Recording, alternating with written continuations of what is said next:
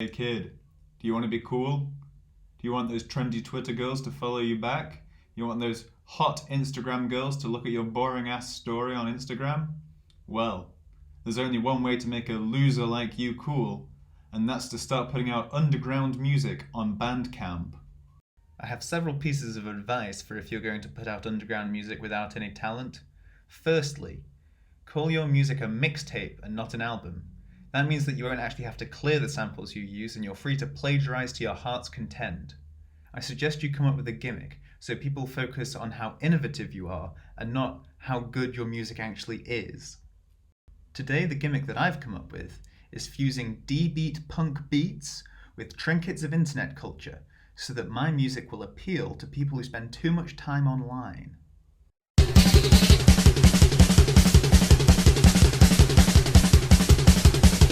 It's a side project of Chumbawamba that came from like 1984, and at the start it's got this perfect drum beat for like what I'm thinking of. Check it out.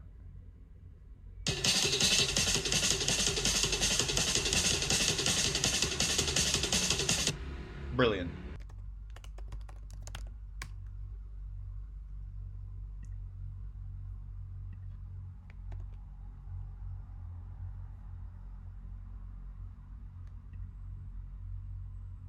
$128 kbps. Perfect. So check it out, I got that shit on loop. I'll paste a few more in just for good look.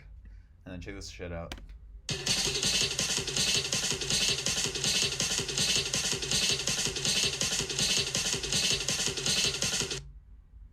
Hell yeah, dude.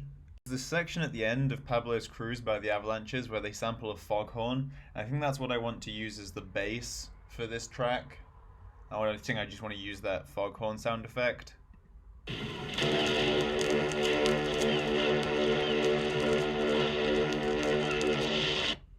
Kind of reminds me of like Elephant by Tame Impala. So I nicked Since I Left You on Soulseek, and I dragged it into my Audacity project. So now we have a garbage but strangely attractive beat, which I will play for you.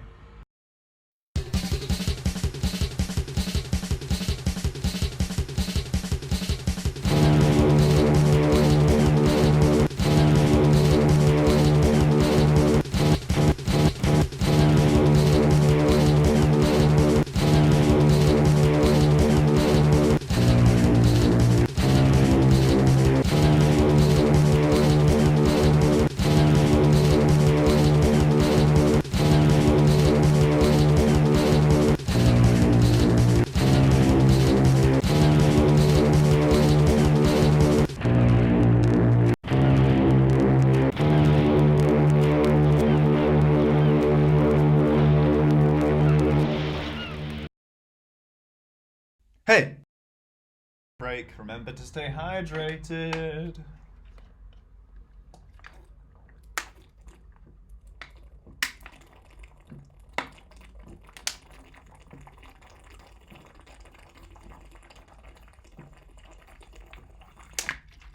Oh, that was quite a lot of water. I think that I want to sample one of those ear rape videos that have been popular since 2016 on YouTube. Now, everyone's seen them, and on one level, they're not funny, they're very immature. But on the other hand, they do tickle me. There is something to them that I just can't shake. As all enlightened people know, the Sonic Adventure 2 soundtrack is actually fat as fuck, and includes this sick drum fill on this track.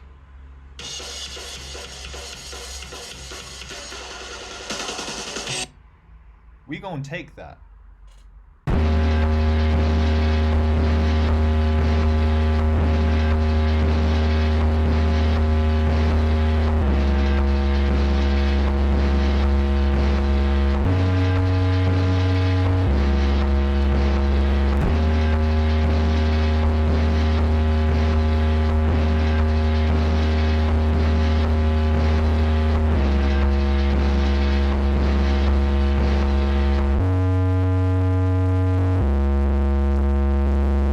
As just an aside for a second, Why the fuck are there so many 3D animated Donald Trump dancing GIFs? There's so many of them. Who the fuck is making these? Anyway, next beat, go. Hey, listen, I've got some fire bars that I am able to spit, but I need a sick beat. I want that crazy bus type beat. Can you get me that? Can you fix me up with a crazy bus type beat? Hell yeah, I can. We gon' fix you up with a crazy bus type beat. Is this bit racist? Is this a bit racist? No, I think it's fine. It's fine.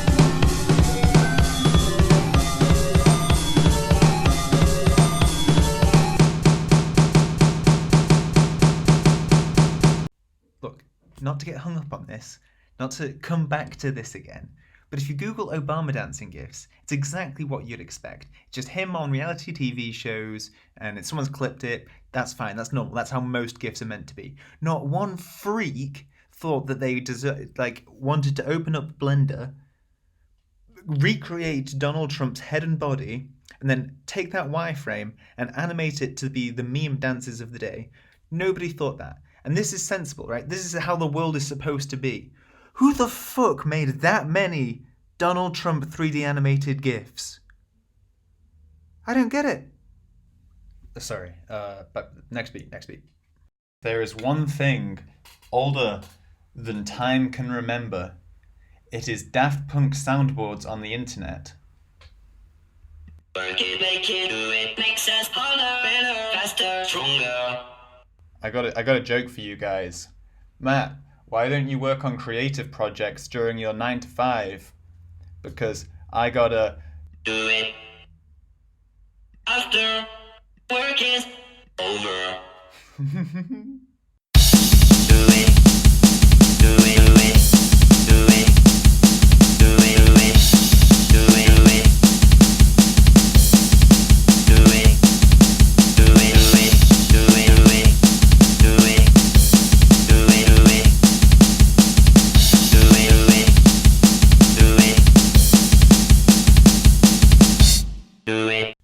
The band that's credited with inventing D-Beat is Discharge, and they're from Stoke-on-Trent.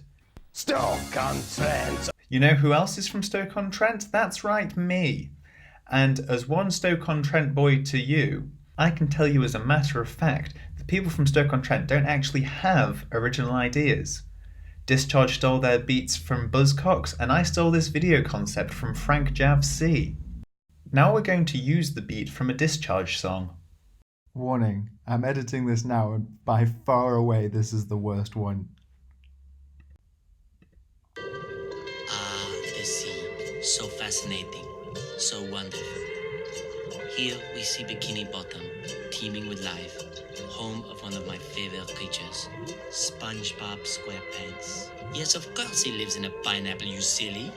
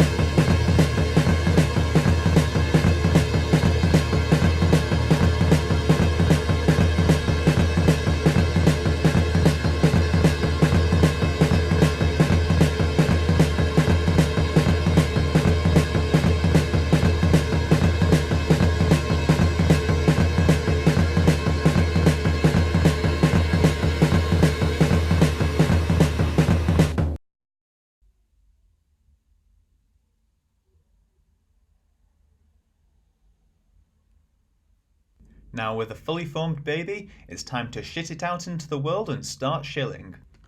99.9. I think this is fair. I took the liberty of taking some stills from my nipple waxing video for some of the promotional material. I have started posting to social media to try and raise some awareness, and I'm going to let you guys know what the feedback is, because more important than making the music is promoting the music. It's the next day, and I managed to get over 300 plays on my music, which is incredible given how bad it is.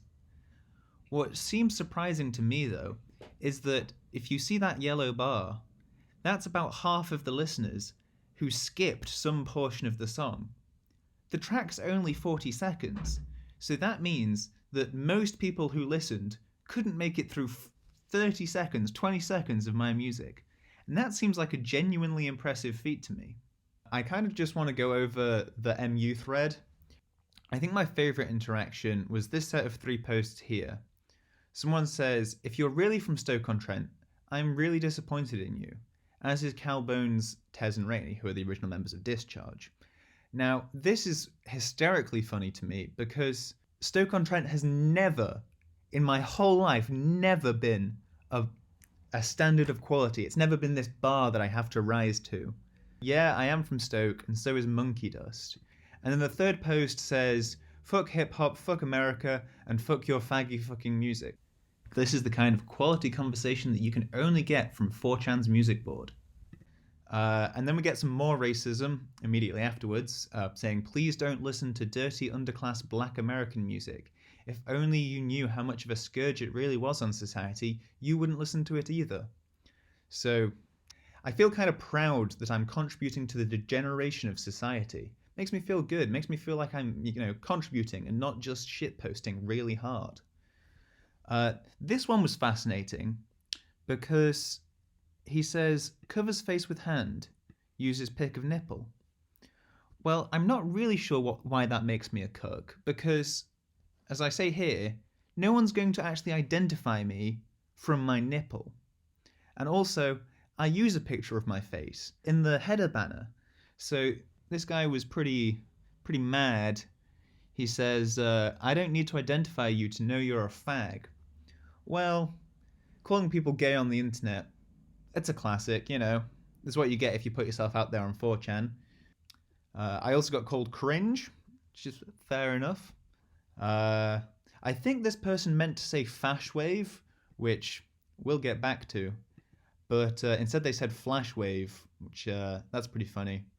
That's like mini clip. That's like a Adobe Shockwave. Other highlights include being called loud shitposty witch house. One of my friends called it an assault on their ears, and one of my other friends suggested that the price tag might be a bit too steep. Is there a moral to this video or a conclusion? It doesn't really seem like it. But I did trick 300 people into listening to some music that really wasn't very good. I think that's a win in my book.